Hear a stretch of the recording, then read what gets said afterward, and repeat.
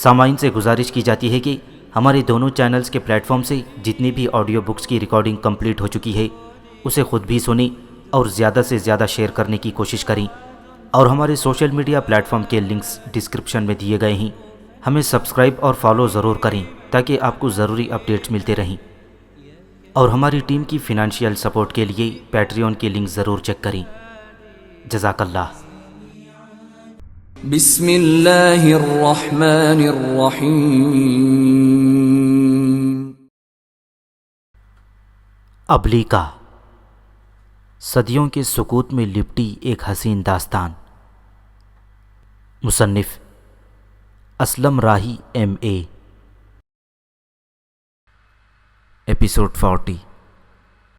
ایران میں کیقوباد، کیکاؤس، رستم اور گیوبند گودرز جنگی تیاریوں میں مصروف تھے، اور انہوں نے اپنے آپ کو بدترین حالات کے لیے تیار کر لیا تھا۔ وہ اس انتظار میں تھے کہ ان کے پیدائشی دشمن افراسیاب کی طرف سے ان کے خلاف کس قسم کے عمل کا اظہار ہوتا ہے۔ دوسری طرف خراسان کے بادشاہ افراسیاب نے بھی اپنی جنگی تیاریاں مکمل کر لی تھیں، اور جب اس نے اندازہ لگا لیا کہ اب وہ اس قابل ہے کہ ایران کے خلاف جنگ کر کے اپنی شکست کا بدلہ لے سکے جو زوبن طہماسپ کے دور میں رستم کے باپ زال کے ہاتھوں اسے ہوئی تھی، تو ایک جرار لشکر کے ساتھ وہ خراسان سے نکلا اور ایرانی علاقوں کا رخ کرنے لگا۔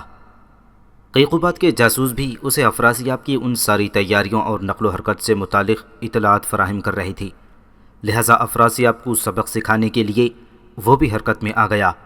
اس نے پہلوان رستم بن زال کو اپنے لشکر کا سپہ سالار بنایا، اور اس کے ماتحت گیوبند گودرز کو نائب سالار بنا کر افراسیاب کی سرکوبی کے لیے روانہ کر دیا۔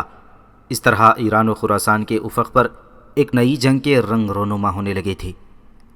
رستم اور گیوبند جب برق رفتاری سے پیش قدمی کرتے ہوئے دریائے جیہون کے کنارے آئے تو انہوں نے دیکھا افراسیاب اپنے جرار لشکر کے ساتھ دریا کے دوسرے کنارے پر خیمہ زن ہو چکا تھا، لہٰذا رستم نے بھی دریائے جیہون کے اس طرف اپنے ایک لشکر کو خیمہ زن ہونے کا حکم دے دیا۔ جب لشکر خیمہ زن ہو گیا تو اپنے نائب سپہ سالار گیوبند سے مشورہ کرنے کے بعد رستم نے افراسیاب کو پیغام بھجوایا کہ اگر دونوں لشکر دریا کے مخالف طرف خیمہ زن ہو کر پڑے رہے تو اس کا کوئی نتیجہ نہ نکلے گا، لہٰذا اگر تم کوئی فیصلہ چاہتے ہو تو اپنے لشکر کے ساتھ دریا پار کر کے اس طرف آ جاؤ۔ اگر تم اس پر رضامند ہوتے ہو تو ہم اپنے لشکر کو پیچھے ہٹا لیتے ہیں تاکہ ہماری طرف سے فی الوقت تمہیں کوئی خطرہ نہ ہو اور تم بغیر کسی اندیشے اور خطرے کے دریا پار کر کے اس طرف آ سکو، اور اگر تم دریا کے اس پار نہ آنا چاہو تو اپنے لشکر کو چند میل پیچھے لے جاؤ تاکہ ہم دریا کو عبور کر کے تمہارا مقابلہ کریں۔ افراسیاب نے رستم کی اس پیشکش کا مثبت جواب دیا اور جوان مردوں والا فیصلہ کیا۔ اس نے رستم کو کہلا بھیجا کہ میں اپنے لشکر کے ساتھ دریائے جیہون کو پار کر کے تمہاری طرف آتا ہوں، لہٰذا تم اپنے لشکر کو دریا کی طرف سے ہٹا لو۔ رستم نے اس کے جواب میں اپنے لشکر کو دریا کے کنارے سے ہٹا لیا، لہٰذا افراسیاب نے اپنے لشکر کے ساتھ دریا کو عبور کیا اور ایرانی لشکر کے سامنے خیمہ زن ہوا۔ پھر دونوں لشکر مقابلے کے لیے اپنی اپنی صفیں درست کرنے لگے۔ دریائے جیہون کے کنارے دونوں عساکر میں ہولناک جنگ ہوئی۔ افراسیاب نے بہتری کوشش کی کہ رستم اور گیودرز کو پسپا ہونے پر مجبور کر دے، پر وہ ایسا کرنے میں ناکام رہا۔ رستم نے بلخ شہر میں قیام کے دوران اپنے لشکر کی ایسی شاندار تربیت کی تھی کہ افراسیاب کا ہر لمحہ اور حربہ اس کے لشکر پر ناکام ثابت ہوا تھا۔ شام تک خوفناک جنگ ہوتی رہی، افراسیاب کی ہر کوشش ناکام رہی۔ آخر رستم نے اپنے لشکر کو دشمن پر ایک زوردار حملہ کرنے کا حکم دے دیا۔ ایرانیوں کا یہ حملہ خراسانیوں پر آخری ضرب ثابت ہوا تھا۔ اس جنگ میں بھی افراسیاب کو بدترین شکست ہوئی اور بچے کچے لشکر کے ساتھ وہ دریا پار کر کے فرار ہو گیا۔ رستم نے اس کا تعاقب نہ کیا اور ایک فاتح کی حیثیت سے اپنے لشکر کے ساتھ اپنے مرکزی شہر بلخ روانہ ہو گیا۔ ایران کے بادشاہ کیقوباد اور اس کے بیٹے اور ایران کے ولی عہد کیکاؤس نے بلخ سے باہر آ کر رستم، گیودرز اور اس کے لشکر کا استقبال کیا۔ انہیں دیکھتے ہی رستم اور گیودرز گھوڑوں سے اتر گئے، جبکہ کیقوباد اور کیکاؤس دونوں آگے بڑھے اور رستم اور گیودرز سے گلے ملے اور انہیں فتح کی مبارکباد دی۔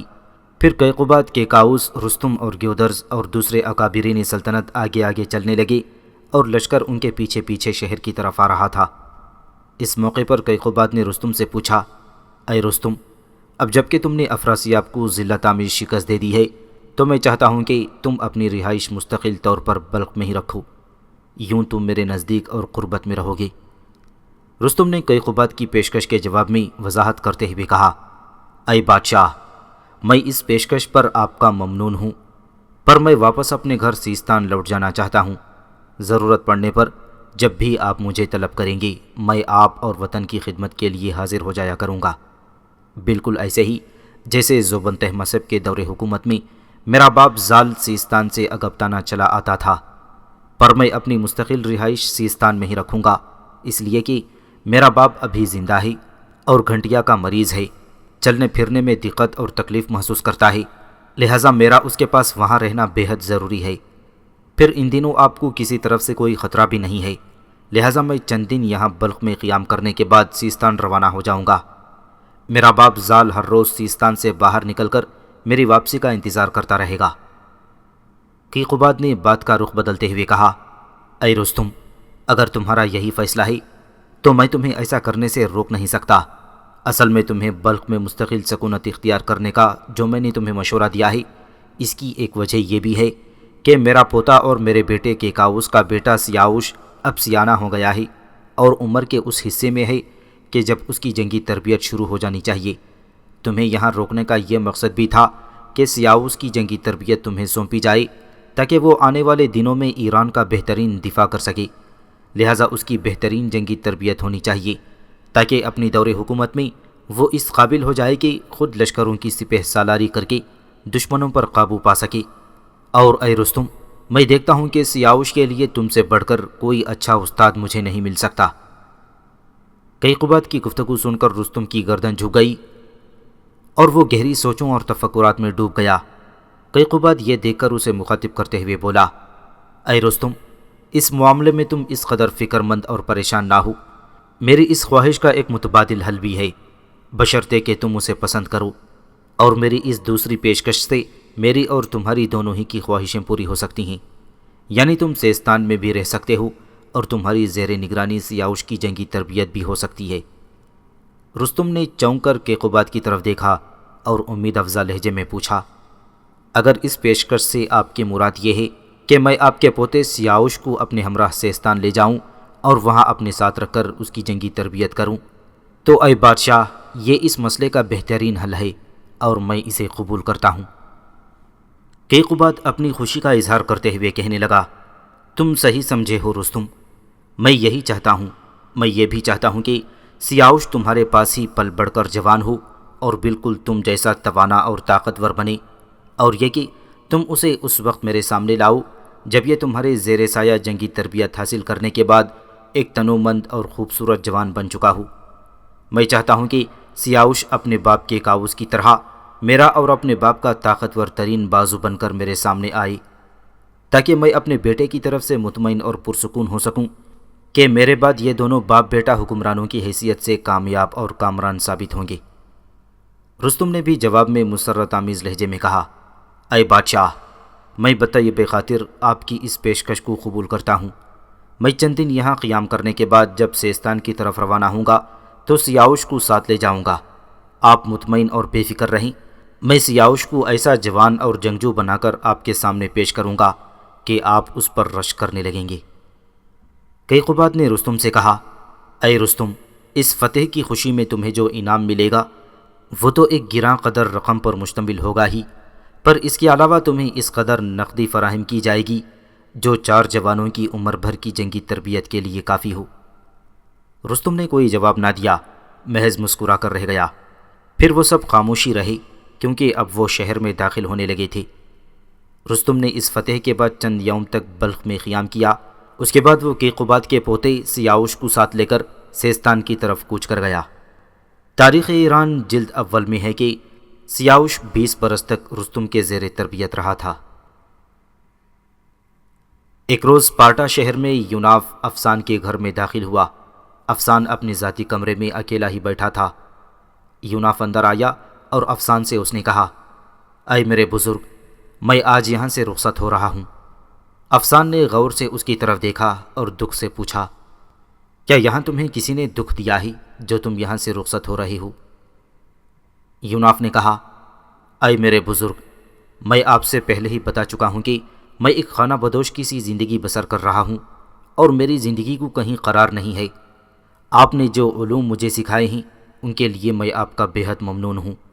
اس کے بعد میں نے یہاں کی غاروں اور چٹانوں کی تحریروں سے بھی بہت کچھ حاصل کیا ہے جو حضرت ادریس علیہ السلام کے شاگرد اقلیبوس نے کندہ کرائی تھیں، اور یہاں رہ کر میں نے اپنے علم میں بہت اضافہ کیا ہے، اور اب پہلے کی نسبت اپنے آپ کو میں اپنے دشمنوں کے مقابلے میں زیادہ مضبوط اور زیادہ بہتر حالت میں پاتا ہوں۔ افسان نے پھر بے یقینی سے پوچھا، اے یوناف، کیا واقعی آج تم جا رہے ہو؟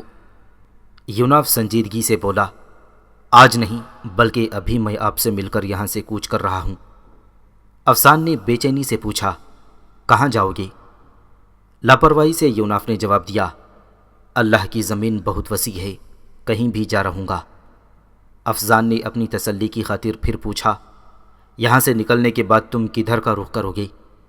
ہلکی ہلکی مسکراہٹ کے ساتھ یوناف نے جواب دیا، یہاں سے نکلنے کے بعد میں جزیرہ سرنا کا رخ کروں گا، وہاں یافان سے ملوں گا اور اس سے مل کر اندازہ لگاؤں گا کہ میں نے اسے جو نصیحت کی تھی اس کے ساتھ جو نیکی کی تھی اس کا اس پر کیا اثر ہوا ہے۔ افسان فکر مند ہو کر بولا، کہیں ایسا نہ ہو اپنے جزیرے میں تمہیں اکیلا دیکھ کر یافان تم سے انتقام لینے کا ارادہ کر لے۔ یوناف نے حسب سابقہ لاپرواہی سے جواب دیا، اگر اس نے ایسا کیا تو پھر اسے اپنی توڑ پھوڑ کے سوا کچھ حاصل نہ ہوگا۔ پر امید لہجے میں افسان نے پوچھا، اے یوناف، کیا میں امید رکھوں کہ میری تمہاری ملاقات پھر ہوگی؟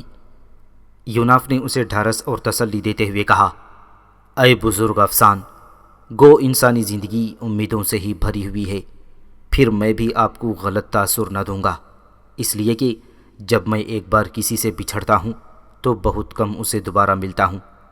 بہرحال آپ کو پر امید رہنا چاہیے، شاید ہمارا رب پھر کبھی ہمیں ملا دے۔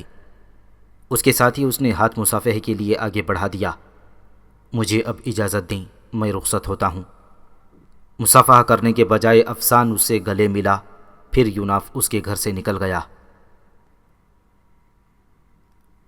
یافان سرنا شہر سے باہر اپنے محل میں اکیلا بیٹھا ہوا تھا کہ اس کے کمرے میں عزازیل اور اس کے ساتھیوں کے ہمراہ عارب، بیوسا اور نبیتا داخل ہوئے۔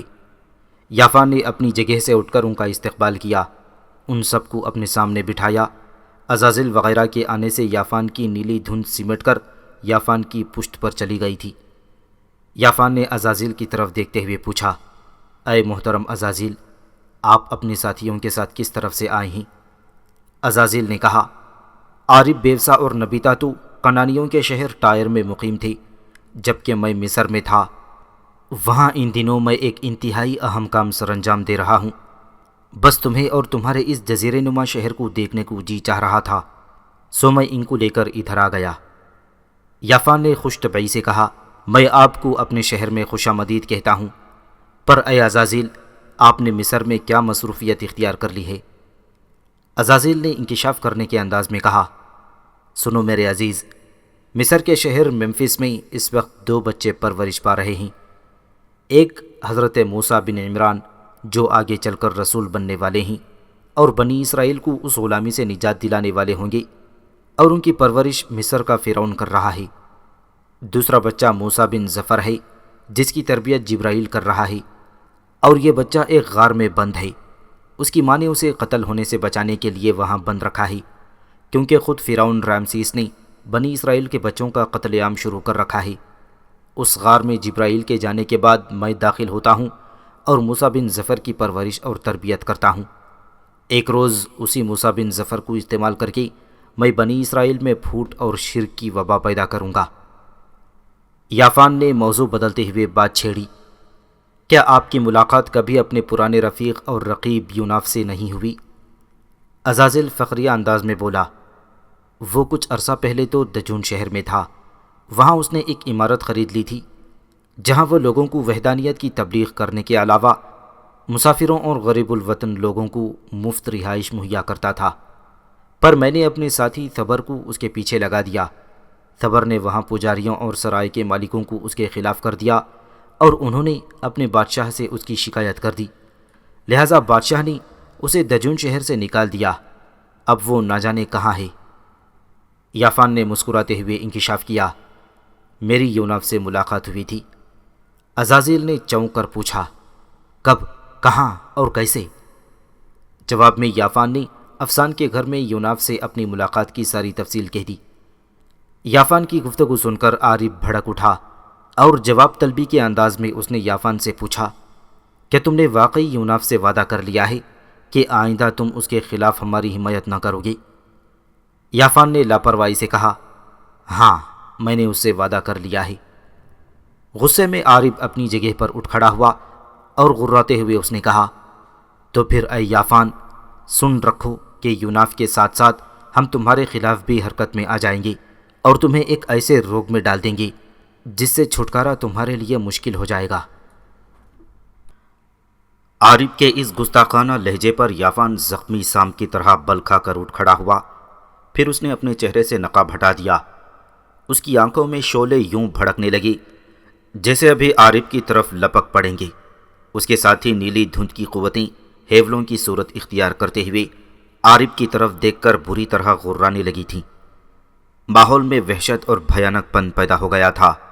دو بپھرے ہوئے سانڈوں کی طرح یافان اور عارف ایک دوسرے کے سامنے کھڑے تھے۔ یافان کی آنکھوں میں شعلے بھڑک رہے تھے، اس کی نیلی دھند کی قوتیں غرانے لگی تھیں۔ دوسری طرف عارف بھی غضبناک حالت میں کھڑا تھا اور اس کی مدد کو بیوسا اور نبیتا بھی تیار تھیں۔ پھر یافان کی کھولتی ہوئی آواز بلند ہوئی، اے عارف، اپنی زبان کو اپنے حلقوم میں رکھ، میں تیرا غلام نہیں جو تو میرے ساتھ ایسی گفتگو کرے۔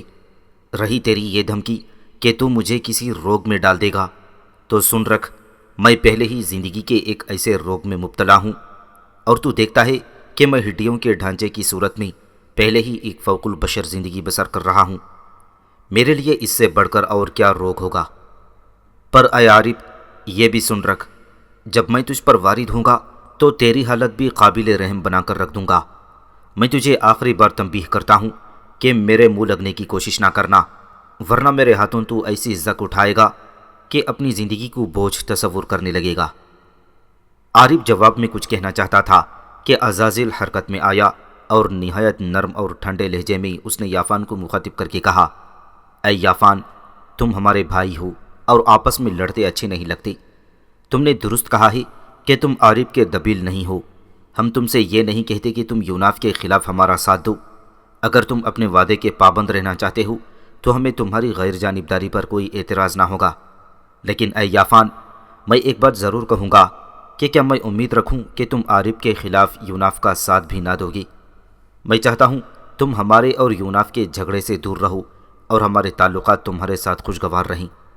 اس وقت چونکہ باہم تلخی ہو چکی ہے، لہٰذا ہم یہاں نہیں رکیں گے۔ جب دلوں کی کدورتیں دور ہو جائیں گی تو ہم سب ضرور تمہارے پاس آ کر قیام کریں گے۔ اس کے ساتھ ہی عزازیل وہاں سے عارف، بیوسا اور نبیتا اور اپنے ساتھیوں کے ساتھ باہر نکل گیا۔ تھوڑی ہی دیر بعد اس کمرے میں یوناف داخل ہوا۔ یافان بڑے تپاک سے اس سے اٹھ کر ملا اور اس کا ہاتھ پکڑ کر پاس بٹھاتے ہوئے اس نے پوچھا، آج تم راستہ بھول کر کیسے میری طرف آ نکلے؟ یوناف مسکرا دیا، میں اسپارٹا سے مصر جا رہا تھا، سوچا راستے میں تم سے بھی ملتا چلوں اور دیکھوں کہ میری باتوں کا تم پر کوئی اثر ہوا ہے یا نہیں۔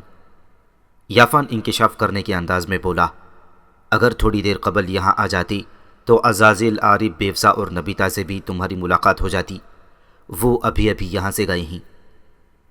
اس کے بعد یافان نے عارف اور عزازیل سے ہونے والی ساری گفتگو یوناف سے کہہ دی۔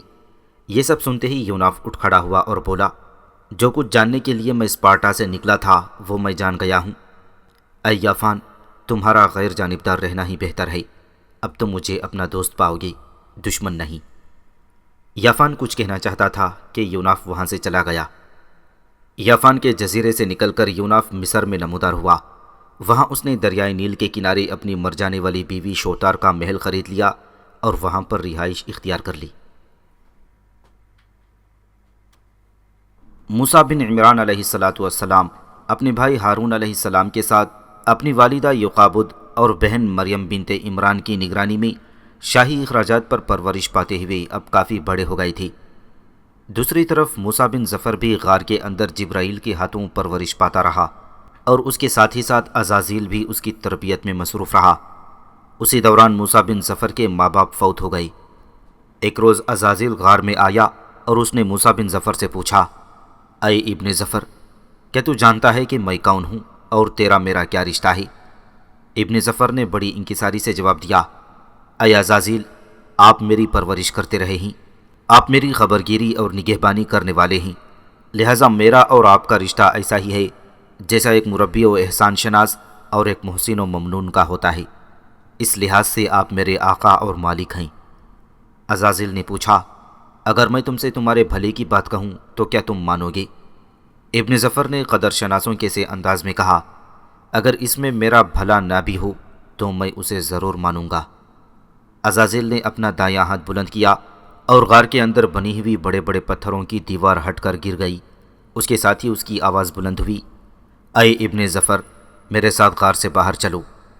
ابن ظفر خاموشی سے اس کے ساتھ ہو لیا۔ دونوں غار سے باہر آئے۔ ایک جگہ رک کر عزازیل بولا، اے ابن ظفر، یہ دنیا بڑی حسین ہے، اب تم اس کی رنگینیوں سے لطف اندوز ہو۔ غار سے تمہارا تعلق ختم ہوا۔ دیکھو، میں نے تھیبیس شہر کے ایک سحر و طلسم کی تعلیم دینے والے ساحر سے بات کی ہے۔ اس نے میری التجا کو قبول کرتے ہوئے تمہیں اپنی درسگاہ میں رکھ کر سحر و طلسم سکھانے کی حامی بھر لی ہے۔ کیا تم اس کام کے لیے تیار ہو؟ ایک جستجو اور اطمینان کے انداز میں ابن ظفر نے عزازیل کی طرف دیکھتے ہوئے کہا، اے میرے محسن، میں اس کام کے لیے تیار ہوں۔ تب عزازیل فیصلہ کن لہجے میں بولا، اے موسیٰ بن ظفر، اگر تم اس کے لیے تیار ہو تو سنو، آج بلکہ ابھی سے تم اپنا نام موسیٰ بن ظفر نہیں، صرف سامری بتایا کرو گے۔ تھیبیس کے اس ساحر کو بھی میں نے تمہارا نام سامری ہی بتایا ہے۔ اس کے ساتھ ہی عزازیل نے نقدی کی ایک تھیلی نکالی اور سامری کو تھماتے ہوئے اسے سمجھانے لگا، اے سامری، نقدی کی یہ تھیلی اپنے پاس رکھو، یہ دوران تعلیم تمہارے کام آئے گی۔ اور سنو، تھیبیس کی اس سحر و طلسم کی درگاہ سے فارغ التحصیل ہونے کے بعد ابیدوس، ممفز اور دیگر شہروں کا رخ کرنا اور وہاں سے بھی علوم سحری حاصل کر کے اپنے آپ کو ایک بے مثل ساحر بنا لو۔ اگر تم ایسا کرنے میں کامیاب ہو گئے تو اس میں تمہاری ہی بہتری ہے، میری اپنی ذات کے لیے اس میں کوئی فائدہ نہیں۔ سامری جواب میں کچھ کہنا چاہتا تھا کہ عزازیل نے اس کا ہاتھ پکڑ لیا اور شفقت بھرے انداز میں اسے مخاطب کرتے ہوئے کہنے لگا، چلو میرے ساتھ۔ سامری اس کے احسانات تلے ایسا دبا ہوا تھا کہ کچھ کہے بغیر اس کے ساتھ ہو لیا۔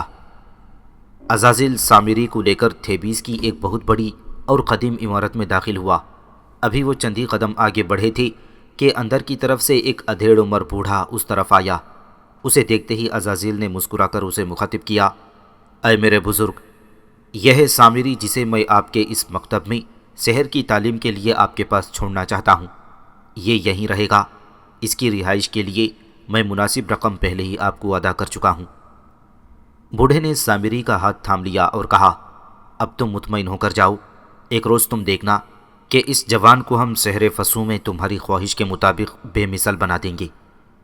عزازیل اس کا شکریہ ادا کر کے وہاں سے چلا گیا، جبکہ وہ بوڑھا سامری کو لے کر عمارت کے اندرونی حصے کی طرف چل پڑا۔ اس طرح تھیبیس شہر میں ایک ساحر کی حیثیت سے سامری کی تربیت اس درسگاہ میں شروع ہو گئی۔ حضرت موسیٰ علیہ السلام بن عمران ایک روز شہر کے نواح میں چلے جا رہے تھے کہ انہوں نے دو آدمیوں کو آپس میں لڑتے ہوئے دیکھا۔ قریب گئے تو انہوں نے جانا کہ ان دونوں میں سے ایک مصر کا قدیم باشندہ یعنی قبطی تھا اور دوسرے کا تعلق بنی اسرائیل سے تھا۔ اسرائیل نے جب موسیٰ علیہ السلام کو دیکھا تو انہیں مدد کے لیے پکارا۔ اس پکار پر موسیٰ قریب گئے اور ان دونوں سے لڑائی کی وجہ پوچھی۔ اسرائیلی جھٹ بول پڑا، اے موسیٰ، میں اپنے کام سے جا رہا تھا کہ اس نے مجھے پکڑ لیا اور یہ مجھے بیگار کے لیے گھسیٹ لے جانا چاہتا ہے۔ اے موسیٰ، آپ جانتے ہیں کہ یہ قبطی ہم اسرائیلی سے زبردستی کام لیتے ہیں اور کوئی معاوضہ بھی ادا نہیں کرتے۔ اس قبطی کو سمجھانے کے انداز میں حضرت موسیٰ علیہ السلام نے نرمی سے کہا، اس اسرائیلی کو جانے دو تاکہ یہ اپنے بیوی بچوں کی روزی کا سامان کر سکے۔ قبطی نے حضرت موسیٰ کا کہا نہ مانا اور گھسیٹ کر اسے اپنے ساتھ لے جانا چاہا۔ اس پر موسیٰ علیہ السلام کو طیش آ گیا۔ انہوں نے ایک زوردار گھونسا اس قبطی کو رسید کر دیا۔ قبطی اس ضرب کو برداشت نہ کر سکا اور وہیں گر کر مر گیا۔ اس کے مرتے ہی اسرائیلی وہاں سے بھاگ گیا۔ موسیٰ علیہ السلام نے جب یہ معاملہ دیکھا تو انہیں بے حد افسوس ہوا کیونکہ اس کا ارادہ ہرگز قتل کرنے کا نہ تھا۔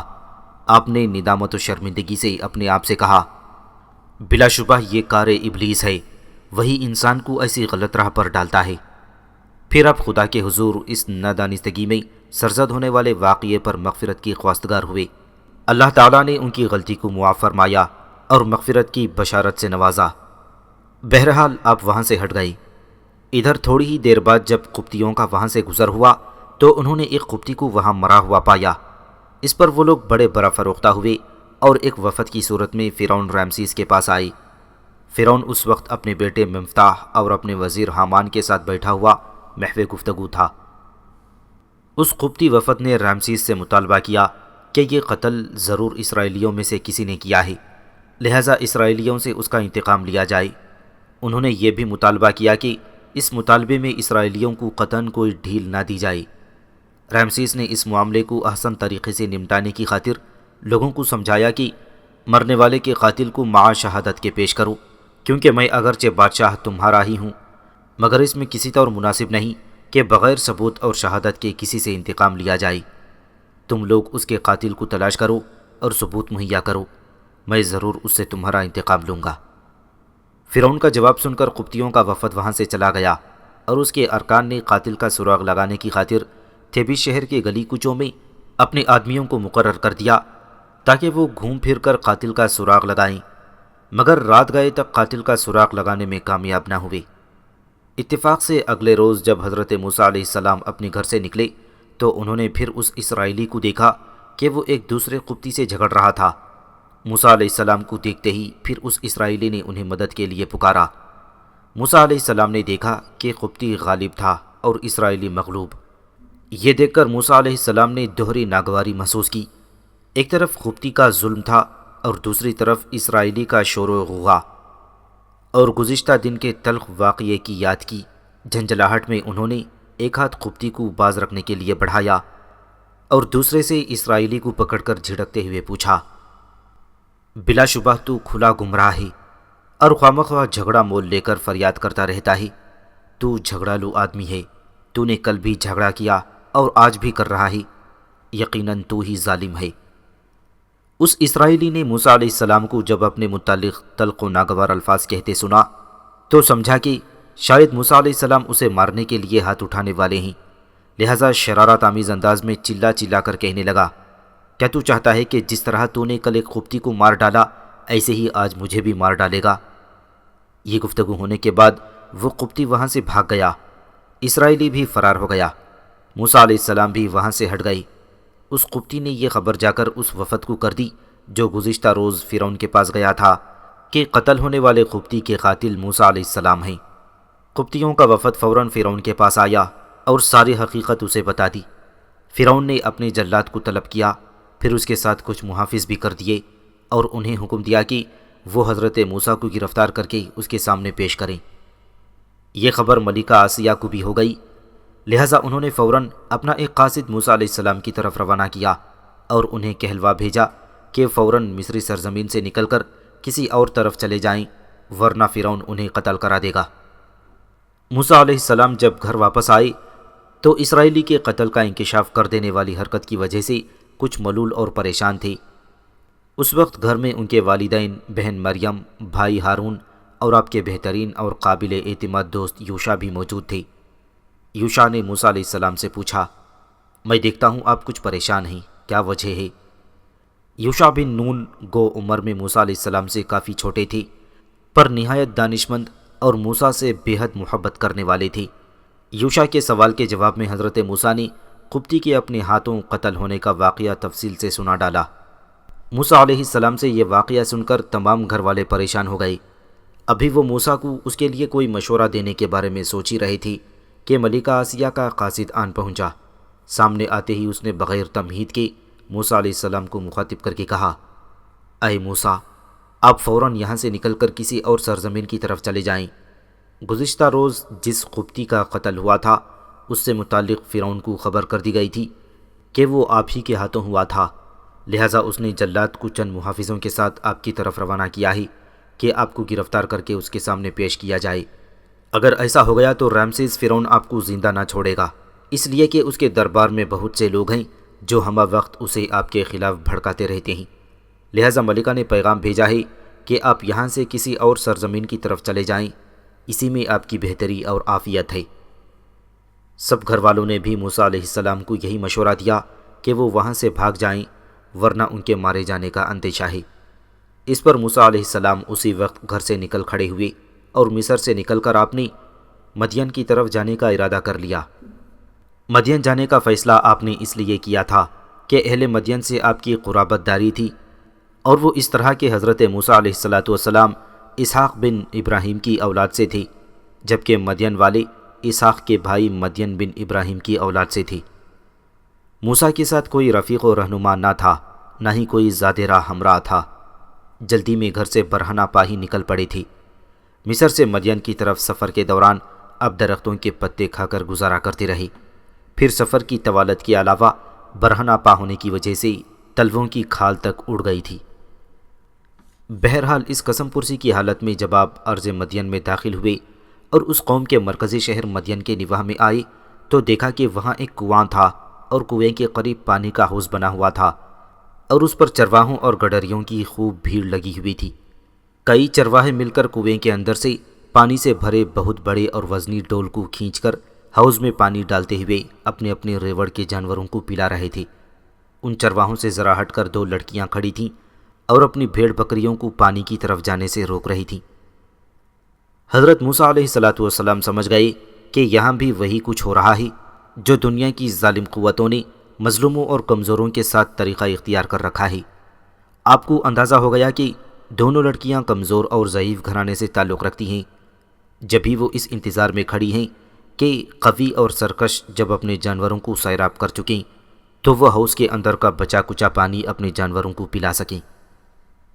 ہر دور میں خواہ وہ قدیم ہو یا جدید، ہر قوی اور طاقتور نے ضعیف اور بے بس کے لیے یہی قانون وضع کر رکھا ہے کہ ہر فائدے میں وہ مقدم ہے اور کمزور مؤخر۔ ایک قدیم عرب شاعر عمرو بن کلثوم کا شعر ہے، اس ظالم دستور کی نشاندہی کرتا ہے۔ ترجمہ: اور جب ہم کسی پانی پر آتے ہیں تو عمدہ اور صاف پانی ہمارے حصے میں آتا ہے، جبکہ غیروں کے حصے میں گدلا پانی اور مٹی آتی ہے۔ حضرت موسیٰ علیہ السلام اس حالت کو برداشت نہ کر سکے، لہٰذا آپ ان دونوں لڑکیوں کے پاس آئی اور انہیں مخاطب کر کے آپ نے پوچھا، تم دونوں نے اپنے ریوڑ کو یوں ایک طرف کیوں روک رکھا ہے اور اپنے جانوروں کو حوض کی طرف کیوں بڑھنے نہیں دیتی کہ وہ پانی پئیں؟ ان میں سے ایک لڑکی نے کہا، میرا نام صفورہ ہے اور یہ میری بہن ہے۔ ہمارے باپ کا نام شعیب ہے اور وہ اللہ کے نبی ہیں، پر ہماری قوم کے لوگ ان کے خلاف ہیں، اس لیے کہ ہمارے والد اہل مدین کو بتوں کے بجائے صرف ایک اللہ اور حقیقی مالک و رزاق جو سب کا رب ہے اس کی عبادت اور بندگی کی تلقین کرتے ہیں۔ ہمارا کوئی بھائی نہیں، والد بوڑھے ہیں، اس لیے ہم دونوں بہنیں اپنے ریوڑ کو چراتی ہیں اور اس کی نگہبانی کرتی ہیں۔ اے اجنبی، ہم نہیں جانتے کہ تو کون ہے، پر میں دیکھتی ہوں کہ تیری باتوں میں ہمدردی اور تیری نگاہوں میں تقدس ہے۔ ہم دونوں بہنیں یوں ایک طرف ہٹ کر کھڑی ہونے اور جانوروں کو آگے بڑھنے سے روکنے پر مجبور ہیں، اس لیے کہ جب ہمارے جانور پانی پینے کے لیے آگے جائیں گے تو یہ طاقتور چرواہے انہیں مار کر پیچھے ہٹا دیں گے۔ ہمارے بوڑھے والد میں اتنی طاقت اور سکت نہیں کہ کسی کی مزاحمت کر سکیں۔ اس بنا پر ہم دونوں بہنیں یہاں دور ہٹ کر کھڑی ہیں کہ جب سارے چرواہے اپنے ریوڑوں کو پانی پلا کر چلے جائیں گے تب حوض کے اندر بچا ہوا پانی ہم اپنے ریوڑوں کو پلا کر گھر کی طرف لوٹ جائیں گی۔ یہ تو ہمارا روز کا دستور ہے۔ انہیں تسلی دینے اور ان کا حوصلہ بڑھانے کو موسیٰ علیہ السلام بول پڑے، پر آج میری موجودگی میں یہ ظلم پر مبنی قدیم دستور نہ چلے گا۔ دیکھو، میں حوض کے ایک حصے سے ان چرواہوں کے جانوروں کو پیچھے ہٹاتا ہوں، تم دونوں اپنے ریوڑ کو وہاں لاؤ اور کنویں سے ڈول کھینچ کر میں ان کو پانی پلاتا ہوں۔ صفورہ کچھ کہنا چاہتی تھیں کہ موسیٰ علیہ السلام تیزی سے وہاں سے ہٹ گئے۔ پھر ان دونوں کے دیکھتے ہی دیکھتے حضرت موسیٰ آگے بڑھے، کچھ جانوروں کو پیچھے ہٹا کر انہوں نے حوض کا ایک حصہ خالی کر لیا۔ پھر آپ کنویں پر چڑھ گئے۔ ان چرواہوں پر نہ جانے آپ کا کیا خوف اور دہشت طاری ہوئی کہ وہ ان کے سامنے بول نہ سکے، اور نہ ہی اپنے جانور ہٹانے پر ان میں سے کوئی اعتراض کر سکا۔ موسیٰ علیہ السلام نے آگے بڑھ کر ان چرواہوں سے ڈول لے لیا اور تیزی سے کنویں سے پانی نکال کر حوض میں ڈالنے لگے۔ صفورہ اور ان کی بہن نے جب یہ معاملہ دیکھا تو وہ اپنے ریوڑ کو آگے لائیں اور حوض سے اپنے جانوروں کو پانی پلانے لگیں۔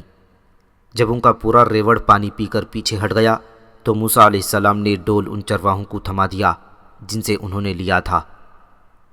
گو یہ سارا عمل ان چرواہوں کو ناگوار گزرا تھا، پر موسیٰ علیہ السلام کی پرجلال صورت اور جسمانی طاقت سے وہ بری طرح مرعوب ہو گئے تھے اور کچھ نہ کہہ سکے تھے، کیونکہ انہوں نے دیکھ لیا تھا کہ پانی کا جو ڈول کئی جوان مل کر نکال رہے تھے وہ موسیٰ علیہ السلام نے اکیلے اور ان کی نسبت زیادہ تیزی اور آسانی سے نکال لیا تھا۔ یوں وہ چرواہے ان کی اس قوت سے ہار مان گئے جس کے بلبوتے پر وہ کمزوروں اور ناتواں لوگوں کو پیچھے ہٹا دیا کرتے تھے۔ جب موسیٰ علیہ السلام کنویں سے اترے اور ایک طرف ہٹ کر کھڑے ہو گئے تو صفورہ ان کے پاس آئیں اور انتہائی ممنونیت سے کہا، اے اجنبی، ہم دونوں بہنیں نہیں جانتی کہ تیرا تعلق کس سرزمین سے ہے، پر ہم تیری شکر گزار ہیں کہ تو نے طاقتوروں کے مقابلے میں ہماری حمایت و استعانت کی ہے۔ کاش ہر کوئی تیرے جیسا ہی ہو جائے۔ ہمارا رب جو واحد و لا شریک ہے تجھے اس نیکی کا بدلہ اور احسان کا عوض دے گا۔ موسیٰ علیہ السلام اپنے سر کو جھکاتے ہوئے بولے، میرا نام موسیٰ ہے، میں مصر کی سرزمین سے آیا ہوں اور یہاں اجنبی اور مسافر ہوں۔ یہ سن کر صفورہ پیچھے ہٹ گئی۔ پھر دونوں بہنیں اپنے ریوڑ کو ہانکتی ہوئی مدین کی طرف چلی گئی۔ ان کے جانے کے بعد موسیٰ علیہ السلام کنویں کے قریب ہی ایک درخت تلے سستانے کے لیے بیٹھ گئے۔ دیار غیر میں ہونے، مسافرت اور بھوک پیاس سے ان کی حالت بری ہو رہی تھی۔ اس وقت آپ نے اپنے رب کے حضور دعا کی، اے میرے اللہ، اس وقت جو بھی بہتری کا سامان ہو تو اپنی قدرت سے نازل کر، میں اس کا محتاج ہوں۔ ادھر دونوں بہنیں جب اپنے ریوڑ کو ہانکتی ہوئی اپنے گھر میں داخل ہوئیں تو ان کے والد محترم شعیب علیہ السلام نے پوچھا، اے میری بیٹیوں، کیا وجہ ہے آج تم دونوں جلدی لوٹ آئی ہو؟ صفورہ نے جواب میں انہیں حضرت موسیٰ کے مدد کرنے اور ریوڑ کو پانی پلانے کا واقعہ تفصیل سے سنا ڈالا۔ سارا واقعہ سن کر شعیب علیہ السلام بے چین سے ہو گئے اور صفورہ سے انہوں نے انتہائی شفقت بھرے لہجے میں کہا، اے بیٹی، تو جلدی جا اور اس اجنبی کو میرے پاس لے آ، ابھی وہ وہیں کنویں کے پاس ہی ہوگا۔ حضرت شعیب اور ان کی دونوں بیٹی جانوروں کو گھر کے اندر بنے باڑے میں بند کرنے لگے، جبکہ صفورہ تیزی سے باہر نکل گئی۔ صفورہ جب کنویں پر آئی تو اس نے دیکھا کہ حضرت موسیٰ ایک درخت تلے بیٹھے ہیں۔ وہ ان کے قریب آئی اور نیچی نگاہ کیے ان کو مخاطب کر کے کہنے لگی، آپ کو میرے والد محترم بلاتے ہیں، وہ آپ کے اس احسان کا بدلہ دیں گے جو آپ نے آج ہم پر کیا ہے۔ حضرت موسیٰ نے مدھم سی آواز میں فرمایا، میں تمہاری دعوت اس لیے رد نہیں کرتا کہ شاید اس میں میری بہتری کی کوئی صورت نکل آئی، سو میں تمہارے ساتھ چلتا ہوں، شاید میرے رب نے میری دعا سن لی ہو۔ پھر حضرت موسیٰ اٹھ کھڑے ہوئے اور نظریں نیچی رکھے ہوئے انہوں نے فرمایا، تو میرے پیچھے رہ کر میری رہنمائی کر۔ صفورہ نے ایسا ہی کیا اور ان کو حضرت شعیب کے پاس لائی۔ شعیب علیہ السلام بڑی نرمی اور شفقت سے حضرت موسیٰ سے ملے۔ ان کی حالت سے حضرت شعیب نے اندازہ لگا لیا کہ موسیٰ بھوک محسوس کر رہے ہیں، اس لیے سب سے پہلے ان کو کھانا پیش کیا گیا۔ خود شعیب اپنی بیٹیوں کو لے کر گھر کی دوسری طرف چلے گئے تاکہ ان کی غیر موجودگی میں موسیٰ بلا کسی ہچکچاہٹ کے پیٹ بھر کر کھانا کھائیں۔ دوسرے کمرے میں جا کر صفورہ نے شعیب کو مشورہ دیا، اے میرے باپ، اس مہمان کو اپنے ہاں ریوڑ چرانے پر اجیر رکھ لیجئے، اس لیے کہ یہ طاقتور بھی ہے اور امانت دار بھی، اور اے میرے باپ، اجیر وہی اچھا ہوتا ہے جو طاقتور بھی ہو اور امانت دار بھی۔ حضرت شعیب نے اپنی بیٹی صفورہ کو یہ گفتگو سننے کے بعد حیرت اور تعجب سے دریافت کیا، اے میری بیٹی، اس مہمان کی قوت اور امانت کا حال تجھے کیسے معلوم ہوا جبکہ تو اس سے پہلے اسے جانتی تک نہیں تھی؟ صفورہ نے بلا تعامل کہا، اے میرے باپ، اس مہمان کی قوت کا اندازہ تو میں نے اس بات سے لگایا کہ کنویں کا چرس یعنی بڑا ڈول اس نے اکیلے اور تیزی سے نکال لیا، جبکہ آپ جانتے ہیں کہ وہ چرس کئی جوان مل کر بمشکل کنویں سے نکالتے ہیں، اور اے میرے باپ، اس کے امانت دار ہونے کا اندازہ میں نے اس طرح لگایا ہے کہ جب آپ کے حکم کے مطابق میں اسے بلانے گئی تو مجھے دیکھ کر اس نے اپنی نگاہیں نیچی کر لیں، اور گفتگو کے دوران ایک مرتبہ بھی اس نے نگاہ اٹھا کر میری طرف نہ دیکھا۔ اور جب وہ میرے ساتھ آنے لگا تو مجھے آگے کے بجائے پیچھے چلنے کو کہا اور خود آگے آگے چلی تھی، اور میں اشاروں سے ان کی رہنمائی کرتی رہی۔ تو اے میرے باپ، کیا یہ دونوں باتیں اس کے قوی اور امانت دار ہونے کے لیے کافی نہیں ہیں؟ اپنی بیٹی صفورہ کی باتیں سن کر حضرت شعیب بے حد خوش ہوئے اور کہا، اے میری بیٹی، تو نے اس کا خوب اندازہ لگایا ہے۔ یقیناً یہ جوان طاقتور اور امین ہے، اور اس قابل ہے کہ اسے اجیر رکھ لیا جائے۔ آؤ اس کے پاس چلتے ہیں، اب وہ کھانا کھا چکا ہوگا۔ حضرت شعیب علیہ نبینا علیہ الصلاۃ والسلام جب دوبارہ اپنی دونوں بیٹیوں کے ساتھ اس کمرے میں آئی جہاں حضرت موسیٰ کھانا کھا رہے تھے تو دیکھا کہ وہ کھانے سے فارغ ہو چکے تھے۔ حضرت شعیب ان کے سامنے بیٹھ گئے، جبکہ ان کی دونوں بیٹیاں ایک طرف ہو کر بیٹھ گئیں۔ پھر حضرت موسیٰ کو مخاطب کر کے شعیب نے استفسار کیا، اے اجنبی مہمان، مجھے بتایا گیا ہے کہ تیرا نام موسیٰ ہے اور یہ کہ تیرا تعلق مصر کی سرزمین سے ہے۔ کیا تو مجھے بتائے گا کہ تجھ پر کیا بیتی جو تو اپنا گھر چھوڑ کر غریب الوطنی پر مجبور ہوا؟ شعیب علیہ السلام کے اس استفسار پر موسیٰ علیہ السلام نے منوعاً اپنی ولادت، فرعون کے بنی اسرائیل پر مظالم، پھر اپنے ہاتھوں ایک قبطی کے مارے جانے اور اس بنا پر مدین کی طرف بھاگ نکلنے کے حالات ان سے کہہ دیے۔ شعیب علیہ السلام نے موسیٰ کو تسلی دی اور فرمایا، اب تم مطمئن رہو اور اللہ کا شکر ادا کرو کہ تمہیں فرعون کے مظالم سے نجات مل گئی ہے۔ یہاں اس سرزمین میں تمہارے لیے خوف کی کوئی بات نہیں۔ موسیٰ علیہ السلام نے جواب میں کہا، اللہ کا سچ شکر اور احسان ہے کہ اس نے مجھے مصری حکمرانوں سے نجات دلا دی۔ میں آپ کا بھی ممنون ہوں کہ آپ نے مجھے اپنے گھر بلا کر میری ضیافت کی۔ شعیب علیہ السلام نے اس بار غور سے موسیٰ کی طرف دیکھا، پھر فیصلہ کن انداز میں فرمایا، اے موسیٰ، اگر تم 8 برس تک میرے پاس رہو اور میری بکریاں چراؤ تو میں اپنی بیٹی صفورہ کو تم سے بیاہ دینے کو تیار ہوں، اور اگر تم اس مدت کو 2 سال اور بڑھا کر اسے 10 سال کر دو تو اور بھی بہتر ہے کہ یہی میری بیٹی کا مہر ہوگا۔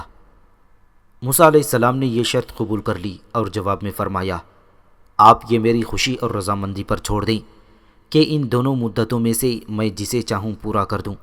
آپ کی طرف سے مجھ پر اس بارے میں کوئی جبر اور پابندی نہ ہوگی۔